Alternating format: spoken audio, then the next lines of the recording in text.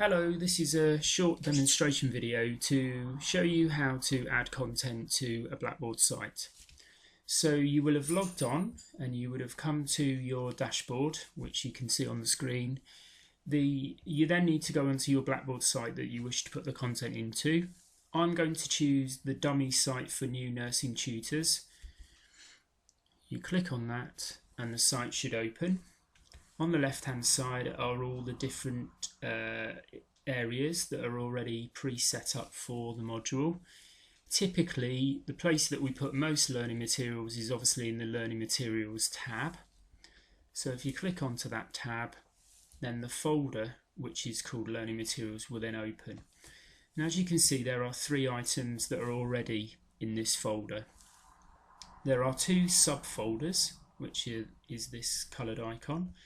So one's called lecture notes and one's called subject, and there is also an actual item itself, which is this yellow icon here. So that is actually a Word document, for example. So you have to make a choice. Would you like to put this item just into the learning materials folder? Would you like to put it into one of the subfolders, or would you like to create a new subfolder and then place your item in there? I'm going to demonstrate how to create a new folder, and then I'm going to demonstrate how to put an item into that folder. So the place you need to go to is build content, which is just under the title of the parent folder, and just hover your mouse over build content and a new set of menus appear. The 2 we're most interested in are content folder and item. So to create a new subfolder in learning materials, you click on content folder and a new page opens. It asks you to name that folder, and I'm going to just name it Trevor Simpson's new content folder 250914. But of course, if you're doing this for a real module, you might want to put the name of the session, the date of the session, so it makes sense to the students when they're trying to find the materials that you've placed on Blackboard. You can also put some text which contextualizes it even more for the students. So I'm just going to put this is a demonstration of how to add content to Blackboard. Then scroll further down the page and you've got some more options here. You can decide whether you want users to see this or not. Clearly, if it's yes for permit users to view this content, it will be available for students to see. But if you choose that you don't want them to see it at the moment, but you just want instructors to see it, you can click no.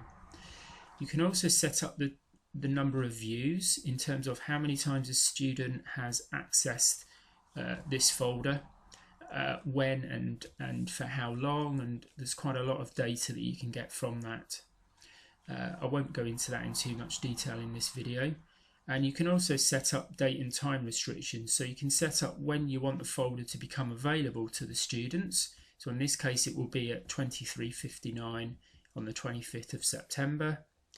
And you can also set up when you want the folder to cease becoming available to the students, cease to be available to the students. And in this case it's the 27th of September at 23:59. If you don't want to be as controlled as that, you don't have to tick these, and then you just click submit down in the bottom right, and lo and behold, our new folder is now available at the bottom of the list in the learning materials parent folder.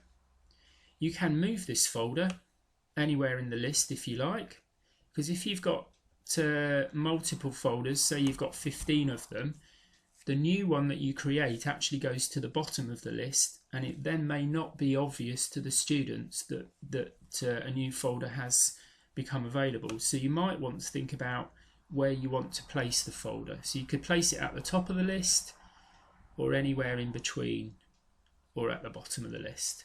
I'm going to place mine at the top of the list because it's a new folder.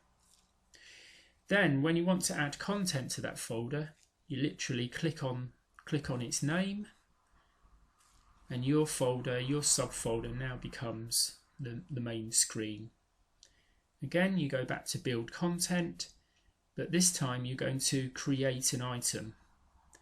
So you hover over item and click, and a similar process is set up. So again, I'm going to name my folder. So sorry, not my folder, my item. This is a demonstration, if I can spell it, item for a Blackboard demo.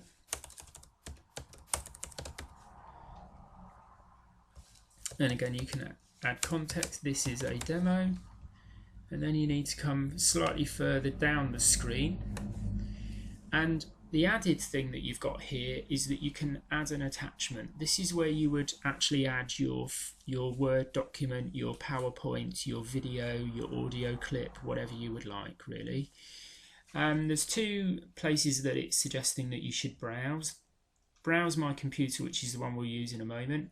The other one is Browse Content Store. I won't actually go into Content Store in this video because it will take too long. But that is another option which I'll be demonstrating in a different video.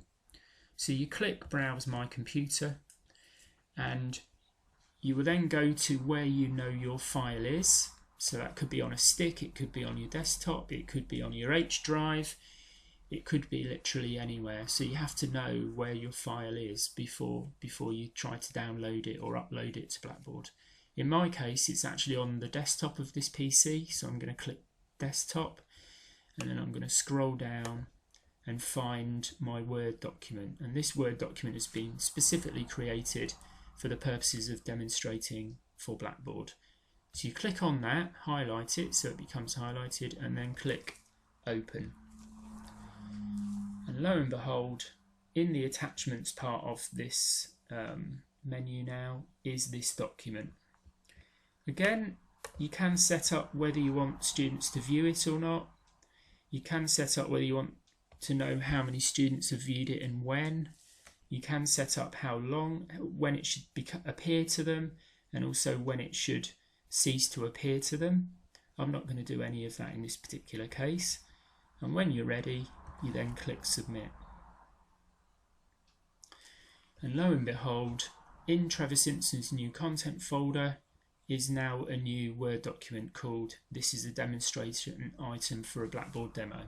Okay, if you want to check the path, I'd recommend you always go back to the core folder that you started with. So go back to Learning Materials, then find the folder that you created, so Trevor Simpson's new content folder, click on that, and just check that your Word document is there, and there it is. I hope you found this video useful. If you need any further information or help, then please come and see either Debbie Hinchcliffe or myself. Thanks very much.